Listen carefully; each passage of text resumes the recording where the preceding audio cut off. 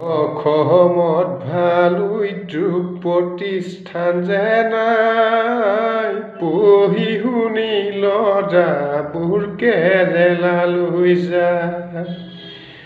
ভনীয়ে কান্দে আয়ো কান্দে, কেতিয়াকৈ সোণামুৱা আহিবি ঘৰলে।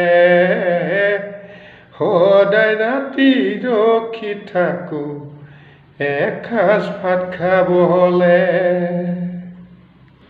চৰকাৰৰ সাহায্যৰে ল'বলৈ নথি নিমিলে,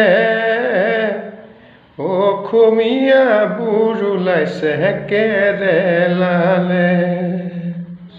আধাৰ মিলিলেও ভোটাৰ নিমিলে, ভোটাৰ মিলিলেও পতা নিমিলে।